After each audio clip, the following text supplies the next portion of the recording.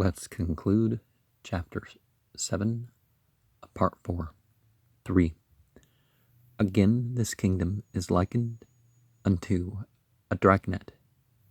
Such a net is loaded with lead at the bottom to sink it into the sea, and furnished with a cork at the top, which floats it, and then carried far out, as on the English coast, sometimes half a mile, and brought round with a sweep that takes all in and pulls all to the shore. Such a dragnet is the kingdom of the heavens, not the church. It sweeps the sea of life. It gathers in all the good fish and all the bad.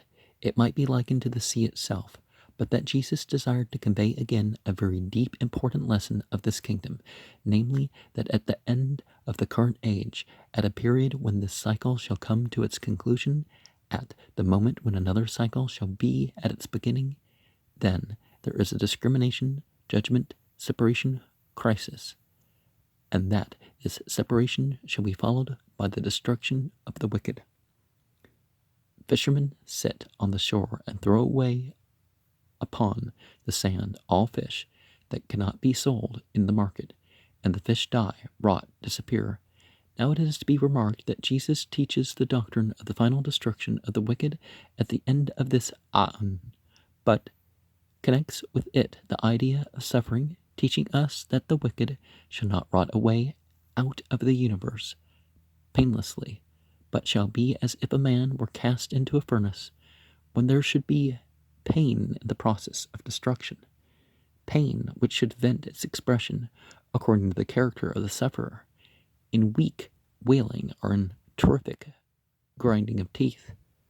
When Jesus had said these things, he asked his disciples if they understood them, and when they said yes, he added, "On this account, every scribe disciplined for the kingdom of the heavens is like unto a man, a housemaster, who throws forth from his treasury new things and old. That is to say, that all who are to be expounders of the truth must be themselves trained to it, and then must be, like householders, bringing forth whatever those who are the taught need, old things and new things.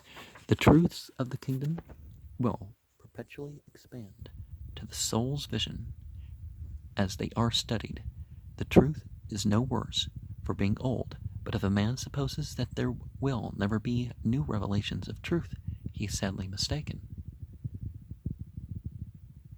It has always been a part of the injury which the race has suffered from churchism, that it has been taught that the limit of the knowledge of truth can be definitely fixed by one set of men for all men, and by one generation for all succeeding generations, so that a church may sit in a council that such and such a thing is semper et abic, always and everywhere the truth, and whosoever does not see it and acknowledges it to be truth, let him be accursed. Well, there are truths like that. The revealed truths, the inspired truths to God's prophets, avatars, omniwal, meshich, whatever you want to call them. But it's not that nobody's going to figure out some new piece of information. No one's ever going to have a spiritual experience again. It's definitely not that.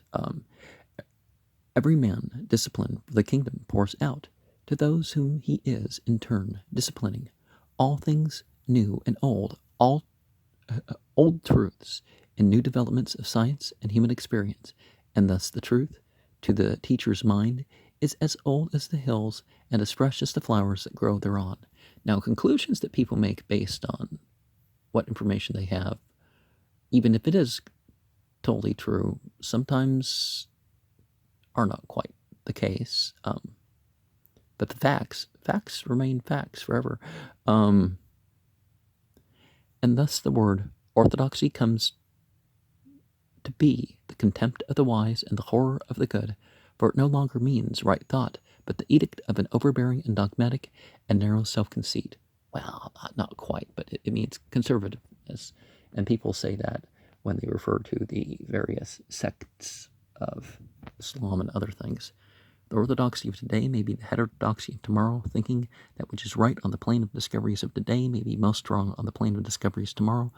A wise man holds on to the valuable truth, bequeathed him by the ages, and seeks to gather something new to add, therefore, to the benefit of those who shall succeed him. Research into the laws of the whole expanse of the kingdom of the heavens is as much taught as researched into that small section we call the animal kingdom, the vegetable kingdom, or the mineral kingdom. New things are useful, and so are old things. And, of course, we mean that all good and truth, whether you're of the right path or not, that counts. And so the kingdom of heaven is wider than the net, even if the net happens to be the right path that represents all good and truth.